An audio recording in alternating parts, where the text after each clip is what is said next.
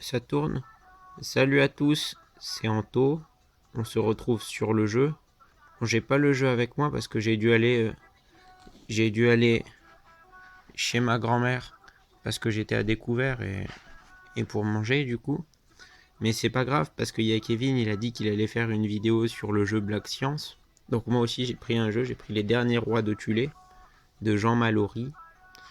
Donc c'est un livre que j'ai lu quand j'étais petit sur les Esquimaux polaires face à leur destin. Euh, Et voilà. Donc j'aime beaucoup les Esquimaux. C'est un peuple qui m'a passionné, comme tous les peuples du désert. Donc c'est un livre qui est bien. Jean Mallory, c'est un ethnologue. Il a fait des dessins sur les illustrations. Là, c'est comment découper, par exemple, un morse. Il faut savoir que c'est une pratique sociale, vu que c'est des chasseurs, c'est ce qui les unit. Et ils expliquent comment ils se divisent les parties du morse. Il y a une question de rang, mais après, je m'en souviens plus. C'est un très bon livre. Bon, par contre, il est un peu long, hein. Il fait 700 pages, mais il y a des notes qui sont longues, je crois. Ça, je crois que c'est les notes. Ah, on voit pas l'ombre elle fait de l'ombre. Hum. Si jolie petite plage de sable. Ah oui, parce que c'est vrai qu'il y a du sable aussi. Donc Tulé, c'est au Groenland. Et il y a des Esquimaux. Et donc à l'époque où lui il y allait plusieurs fois. Il a écrit un autre livre qui s'appelait Retour à Tulé, je crois. Et entre-temps, c'est devenu une base de l'armée américaine. Et ils ont en gros perdu leur mode de vie. Et sombré dans l'alcool et la dépression. Aujourd'hui, le taux de suicide chez les Esquimaux est beaucoup plus élevé qu'avant. Sûrement à cause des Américains. Vous savez, c'est les bases américaines où ils vivent en gros presque juste pour se payer des rations avec ce que l'État leur paye. C'est pas facile. Moi, vous savez, il y a des moments, là ces temps-ci, j'ai super faim. Mais quand je lis ça, je relativise. Hein. T'imagines, tu manges du morse, tu manges que du morse, tu dois chasser et tout, c'est pas facile. Hein. Ouais. Et donc, j'aime beaucoup la culture esquimau, parce que c'est des animistes. C'est des animistes un peu comme les bouddhistes.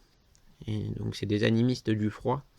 Ils ont un rapport à la nature, les animistes, que je trouve très très humble.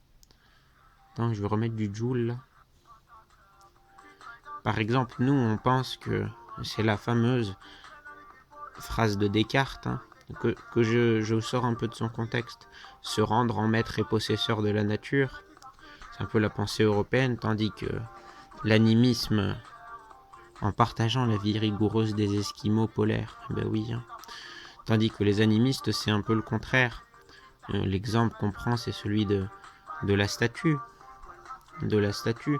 Il y a la vision européenne, c'est de dire que c'est l'artiste qui taille la statue du rocher. Tandis que la vision animiste, ce que dirait un Inuit, c'est bah non, la statue était déjà dans le rocher. Le seul talent que tu as eu, c'est d'avoir été capable d'aller la chercher. Et je trouve ça beau parce que c'est humble et ça place l'homme pas en dehors de la nature comme le font les Européens, mais en plein dedans. Ah, c'est un bon jeu. Hein. C'est un bon jeu. Puis il y a des dessins en plus. Il y a plein de dessins. C'est ces notes qu'il a prises là-bas. On voit que c'est écrit en petit parce qu'il avait froid. Il écrit super mal, mais c'est le froid, je pense. Hein. C'est pas facile d'écrire. Et donc il y a plein d'anecdotes qui sont bien. Ah, lui, c'est une belle femme. Hein. Il y a plein d'anecdotes qui sont bien. Notamment, il explique que même les chiens sont affamés et que souvent, quand ils partent faire pipi la nuit, bah, il arrive que les chiens les mangent parce qu'ils ont faim. Mm. D'autres anecdotes sur le rapport à la mort. Ils ont un rapport à la mort qui est spécial. En général, dans les pays très froids où le sol est trop dur, ils brûlent les morts. Sauf que là-bas, il n'y a pas de bois, hein, il n'y a que de la neige. On voit là, il n'y a pas de bois. Hein.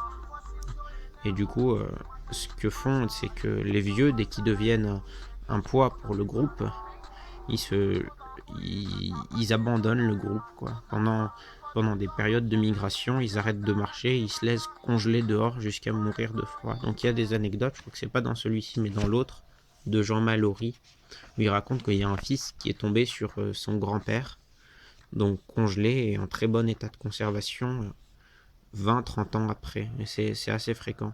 Ça c'est un monstre. Hein. Le Tupila quoi, c'est un monstre, c'est une légende. Le rêve est le moment le plus recherché par ces tupis-là. qui ont généralement des oreilles, des espèces de cornes, de grandes dents et en avant des pattes griffues disproportionnées pour annoncer leur prochaine visite. Sakahunukwag, c'est le nom d'un book du livre. Et oui, bon, c'est un bon livre, hein, c'est un bon livre. Donc normalement, il y a Kevin qui va faire une vidéo lecture sur Black Science. Black Science, c'est la BD, elle a l'air bien, mais moi, comme je suis chez ma grand-mère, il n'y a pas de BD. Il n'y a pas de BD, elle est plus livre, et j'ai mis des livres de quand je vivais là-bas. Quand je vivais encore chez ma grand-mère, j'ai laissé des livres de cette époque. Donc là, ça date de ça. J'ai dû le lire quand j'étais au lycée, moi. Jean Mallory. Jean Mallory est directeur du Centre d'études arctiques à l'École des hautes études en sciences sociales. Première chaire de géographie polaire a été créée pour lui par le grand historien Fernand Braudel.